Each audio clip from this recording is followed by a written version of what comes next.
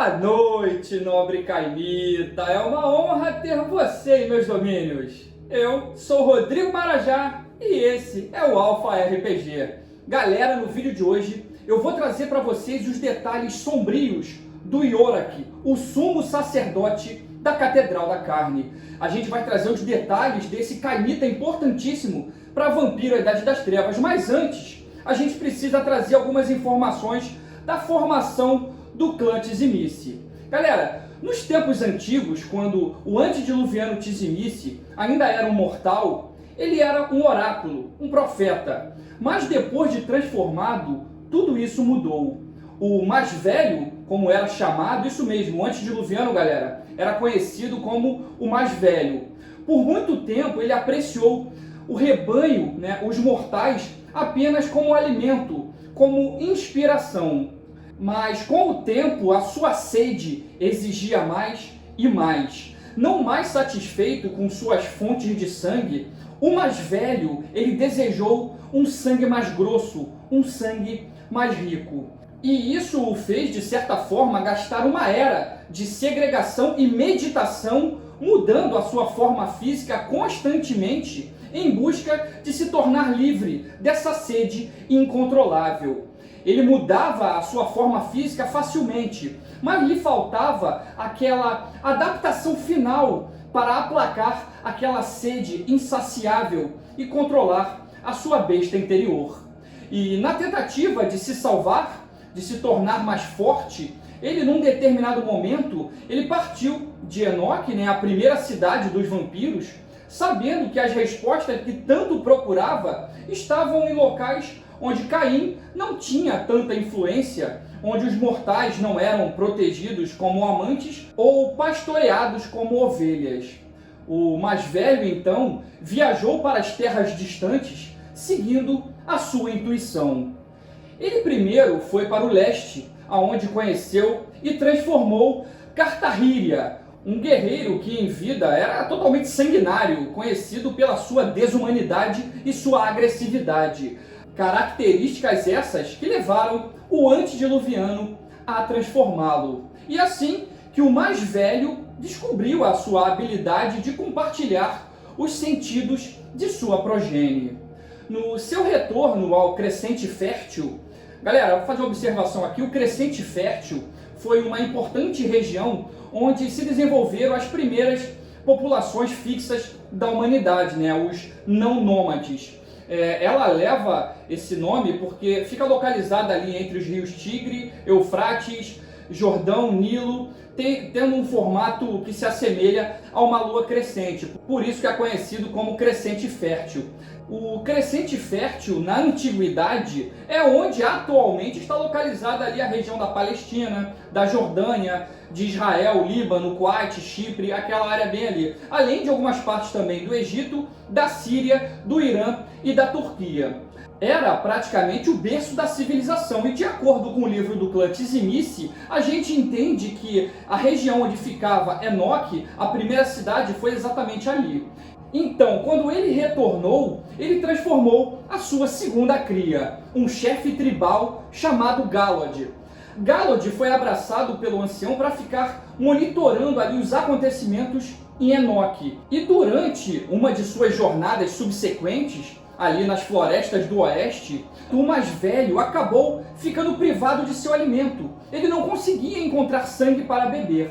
Ele quase não encontrava humanos ali para saciar a sua sede naquela região. Então, num ataque de frenesi, aconteceu algo extremamente bizarro e maligno.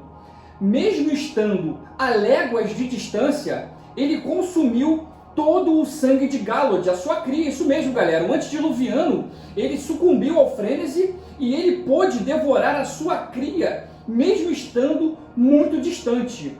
Tendo aprendido essa lição sobre o que aconteceu com Galad, o antediluviano então começou a viajar com uma comitiva mortal para garantir um suprimento de sangue imediato e não passar mais por essa situação. E durante uma de suas viagens nos contrafortes arborizados lá dos Cárpatos, ele transformou em imortal a Yorick.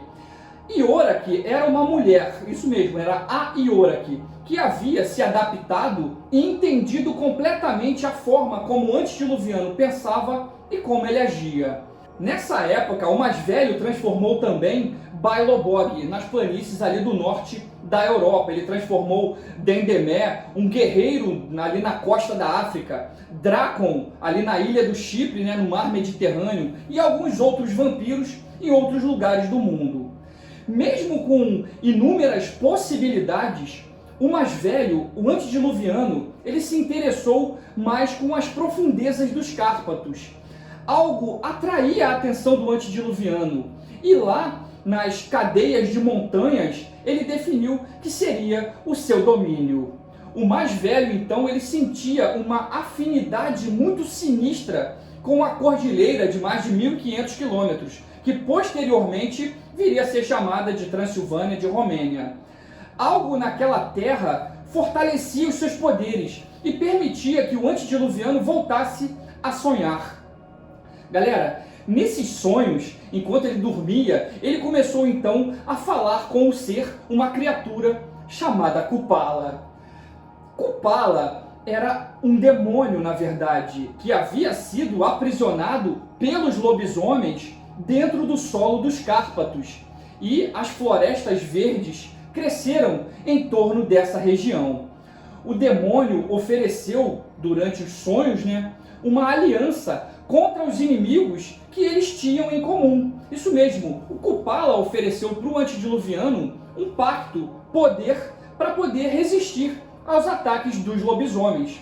E realmente os lobisomens sempre atacavam o antediluviano quando ele estava nas florestas ou nos picos das montanhas lá nos Cárpatos. Então o mais velho acabou concordando, fazendo o pacto com Kupala. E após passar um bom tempo sendo instruído por Kupala, o mais velho aprendeu novos poderes e passou essas lições aos seus filhos mais poderosos. Eles aprenderam então a feitiçaria codúnica. O antediluviano e suas crias então finalmente chegaram na caverna, no labirinto, aonde estava Kupala, onde Kupala estava preso. Mas os lobisomens não permitiriam que Kupala fosse liberto assim tão facilmente.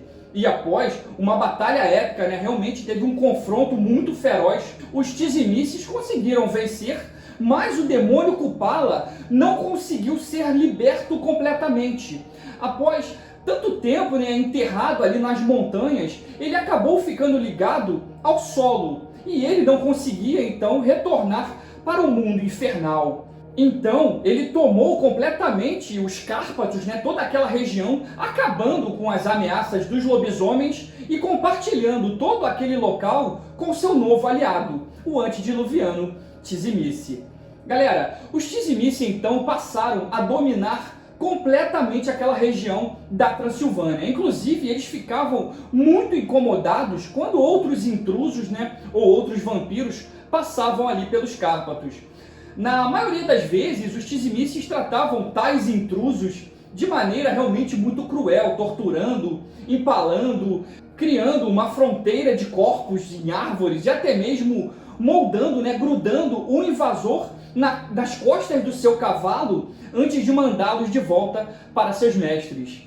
Mas os Tzimices acabaram percebendo que não poderiam matar todo mundo que viajava ali pelos seus domínios. Então eles começaram de certa forma a permitir a passagem, mas desde que ninguém invadisse os seus territórios. E os outros cainitas acabaram aceitando que aquelas terras realmente pertenciam aos Tzimices. E todo aquele contato com Kupala, que ainda estava de certa forma preso ao solo da Transilvânia, toda essa questão territorialista acabou se tornando uma maldição para o clã dos demônios. Maldição essa que os forçava a dormir sobre o solo dos Cárpatos, para terem realmente um verdadeiro descanso. E assim muitos Tzimice acabaram se isolando nas montanhas dos Cárpatos.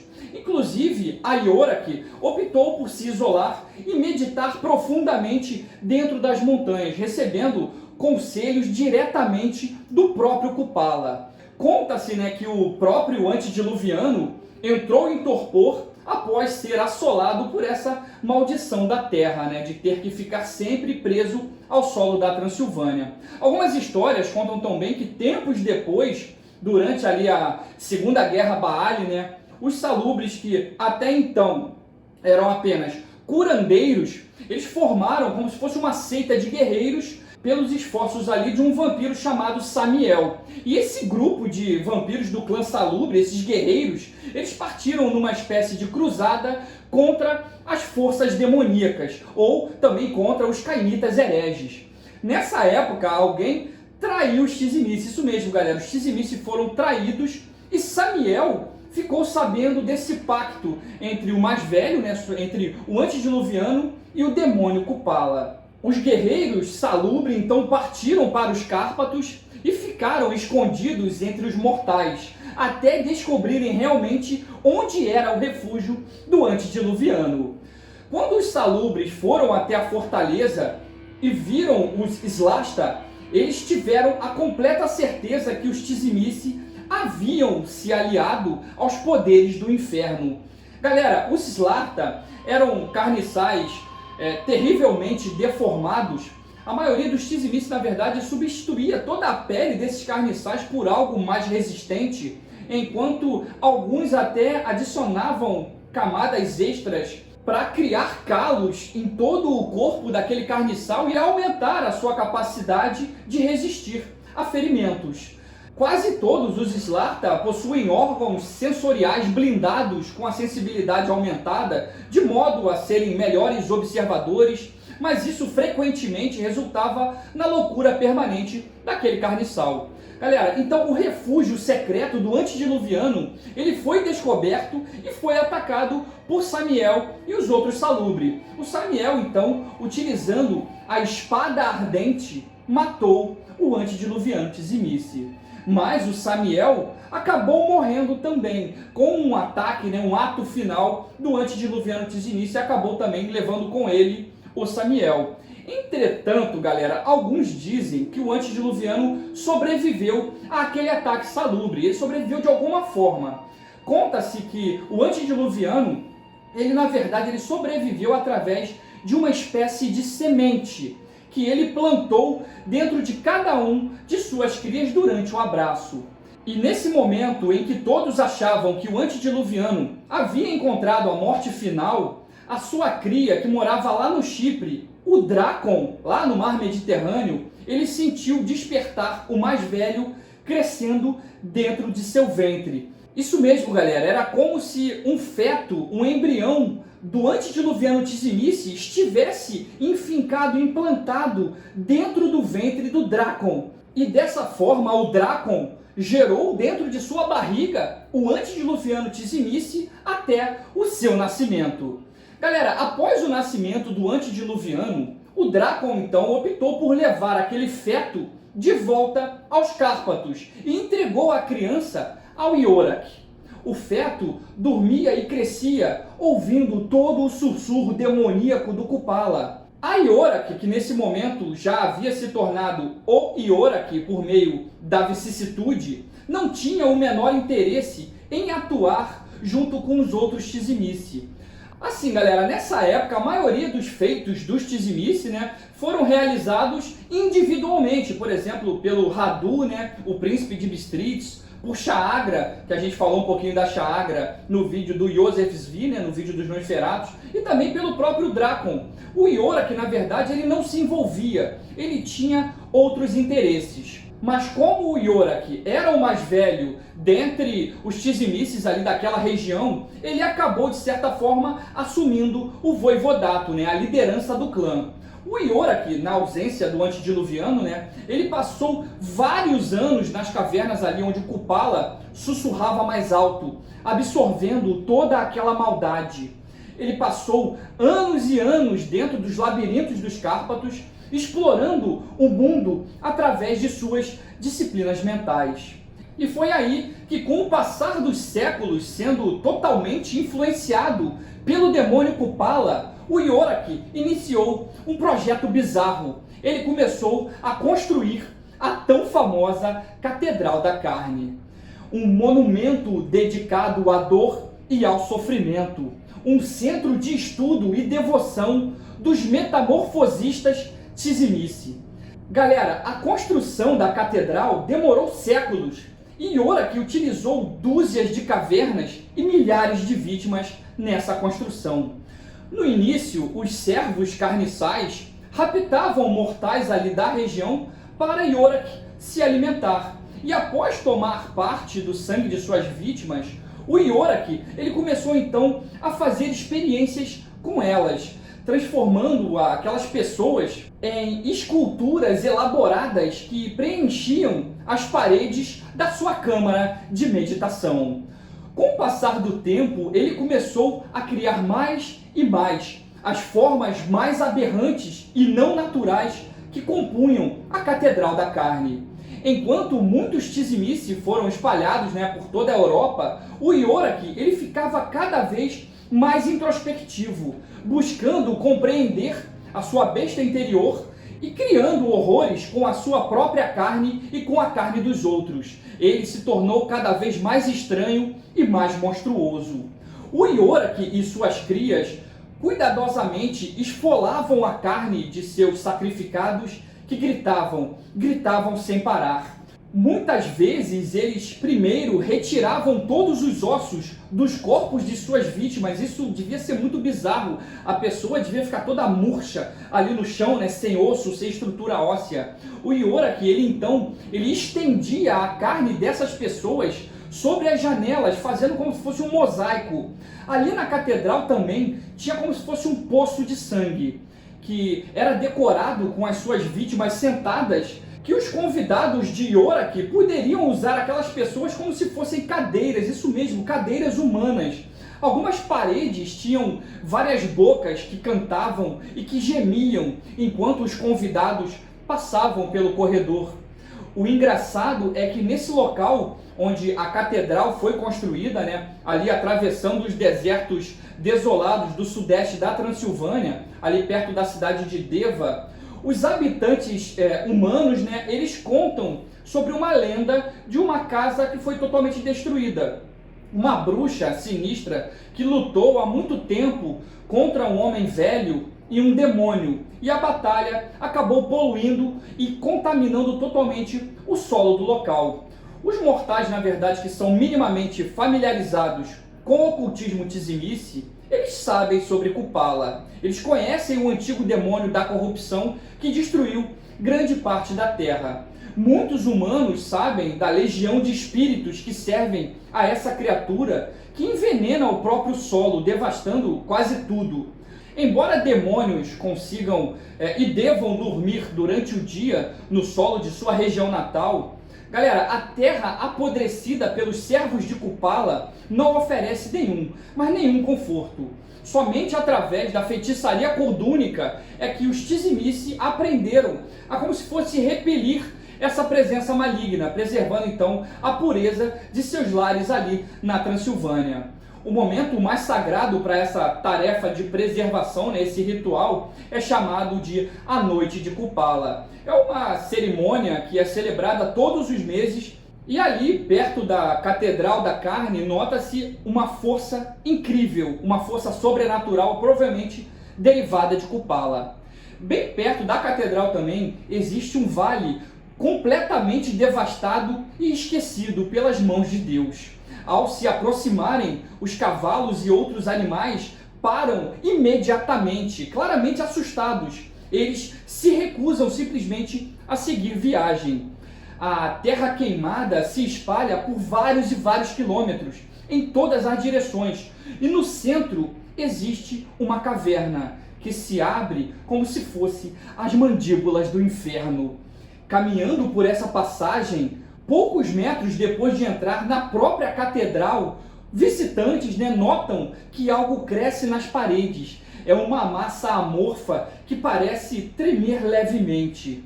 As veias nas paredes são percorridas por fluidos com um leve brilho luminescente. Qualquer pessoa com experiência em medicina verá vários órgãos sendo iluminados com pedaços de tecido.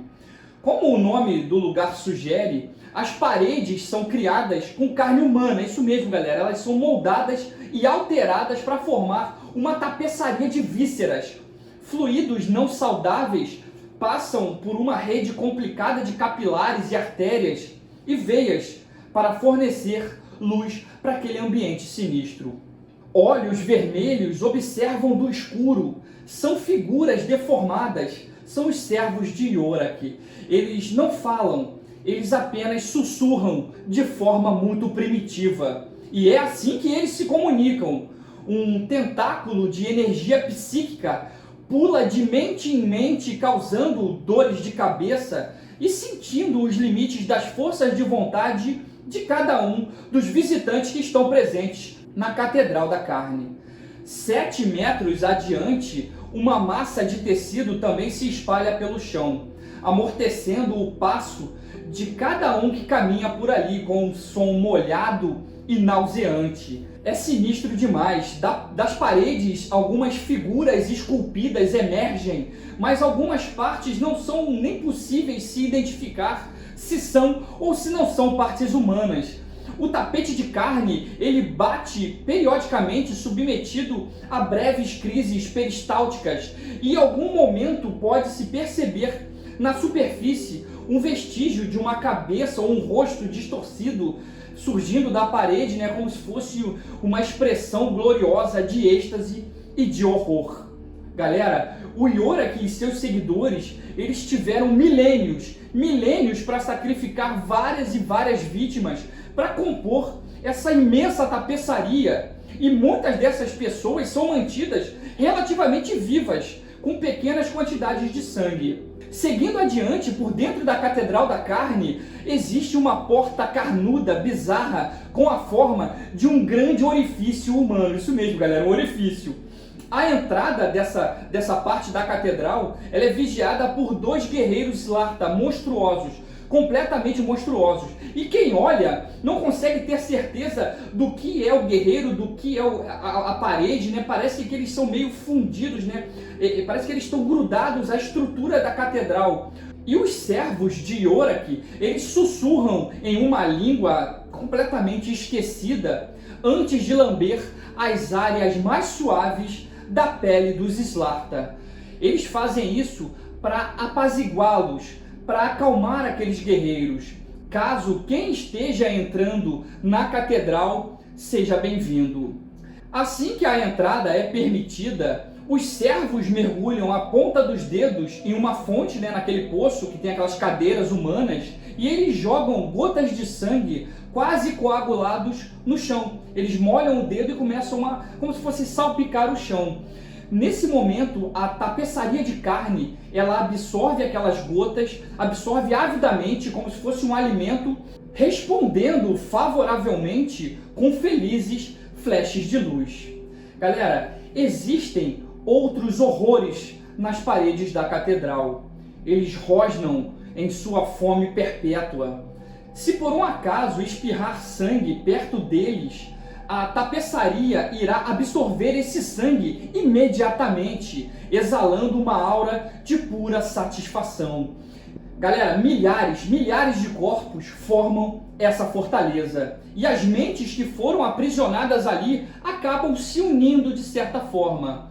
Suspenso na teia de artérias, no meio da catedral, fica o Yorick, que se deleita com aquela obscenidade biológica da própria catedral, expressando satisfação de várias maneiras diferentes. Dizem que a catedral possui mais de 1000 corpos ali aprisionados e fundidos numa espécie de tormento eterno. Partes de sua massa foram esculpidas com membros que a natureza nunca projetou. E as vísceras pulsantes que transformam pouco a pouco, se contraindo e adotando uma aparência vagamente humanoide, começa a surgir. Quando a mutação da câmara estiver completa, no centro dessa câmara, os visitantes podem ver finalmente o velho Matusalém, chamado Yorick. Galera, o Yorick é o sumo sacerdote da Catedral da Carne. O Tzimice de 4ª geração cria do mais velho, abraçado há milhares e milhares de anos, pelo menos, o Yorek, ele se tornou, na verdade, o centro de um culto à metamorfose. E ele se esconde livremente em suas cavernas, nunca saindo de seus túneis. Em vez disso, ele modela pouco a pouco o seu próprio corpo de maneira mais apropriada a permanecer escondido na escuridão. Dizem que seres estranhos e esquecidos lhe pedem audiência, jurando devoção e implorando por sua ajuda. Yorek espera realmente ser tratado sempre como um deus, porque de certa forma, né, galera, ele é. Os poderes sobrenaturais atingiram um nível tão alto, mas tão alto, que ele apenas precisa sussurrar conforme a sua vontade, a sua onisciência. Seu saber é tão absoluto, é tão pleno, é um conhecimento quase que infinito. Embora geralmente ele tome a aparência, a forma de um velho frágil, enrugado e perverso, essa aparência é extraordinariamente enganosa. Dizem que ele pode se parecer com qualquer coisa ou qualquer pessoa a qualquer momento, desde uma mosca na parede até uma monstruosidade colossal arrancada dos terrores mais profundos e sombrios da memória humana. O Yorek, ele pode canalizar as energias em seu sangue para aumentar a sua resistência, a sua força e até mesmo a agilidade do seu condicionamento físico instantaneamente. O seu grande domínio da disciplina vicissitude lhe permite assumir formas exóticas conforme a sua vontade. Isso, juntamente com o seu alto nível de auspícios, torna-o realmente capaz de penetrar nas mentes daqueles que o desagradam. E ele descobre dessa forma os segredos que mais assustam os seus inimigos. As disciplinas intelectuais do Yorek ainda são mais formidáveis ainda. Ele não precisa sair fisicamente do seu labirinto. Os seus poderes de viagem astral e psíquicos permitem que ele perceba atividades suspeitas, mesmo a longas distâncias. O seu espírito assombra a floresta retorcida sempre que ele se senta para meditar. Galera, existem rumores de que ele pode afetar eventos psíquicos incontáveis, mesmo estando dentro da catedral, embora isso seja difícil de se provar, né? Até mesmo as suas vítimas dos sacrifícios costumam compor o seu santuário perverso de medula e de ossos. Simplesmente essas vítimas o adoram. E realmente muitos deles que estão presos ali, grudados ali, são mantidos vivos para sofrer por séculos e séculos.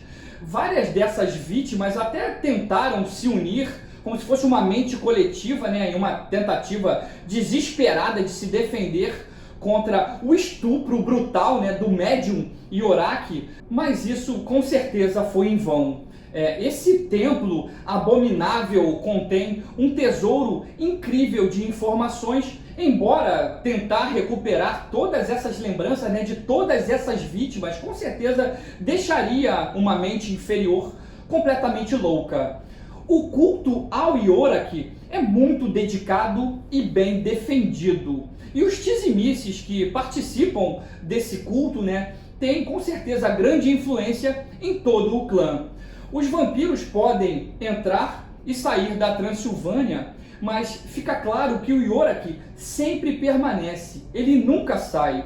E a Catedral da Carne, com o tempo, fará mais e mais vítimas. O labirinto de suas entranhas ficará maior e a sua lenda de maldade simplesmente continuará a prosperar. O tempo, na realidade, só vai aumentar esses poderes, né? Seja os poderes da Catedral ou os poderes do Yorek, né? E os seus tentáculos escuros irão se espalhar mais e mais nos reinos cainitas de toda a Europa Oriental. Galera, no final, as tendências transcendentais e as ambições, né, visionárias do Yorek provaram ser a sua ruína. Isso porque, no século XV, o príncipe Vlad Tepes, o Drácula, isso mesmo, galera, ele chamou a atenção dos Tzimice e de outros cainitas ali da Transilvânia. Os místicos dentro e fora do clã falaram da influência inigualável do Drácula sobre o futuro da sociedade dos mortos-vivos. O Yorick, então, o que ele fez? Ele convocou o príncipe Drácula, né, para a Catedral da Carne, onde ele ofereceu ao Senhor da Guerra Drácula a imortalidade do abraço. Galera, no entanto, a Catedral da Carne escolheu esse momento específico para se voltar contra o mestre Yorick.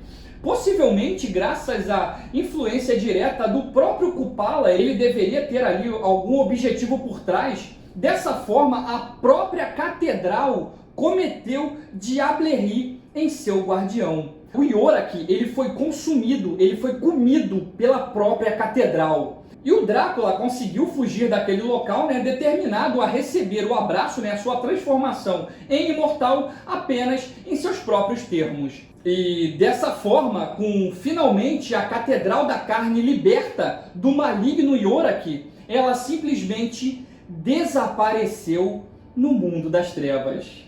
Galera, eu espero que vocês tenham gostado do vídeo de hoje, tá? A gente falou do antediluviano Tzimice, né? Falamos do mais velho, falamos do Yorick, falamos da Catedral da Carne, que é muito explorada em Vampiro, a Idade das Trevas. Então, se você gostou desse vídeo, galera, só precisa fazer uma coisa.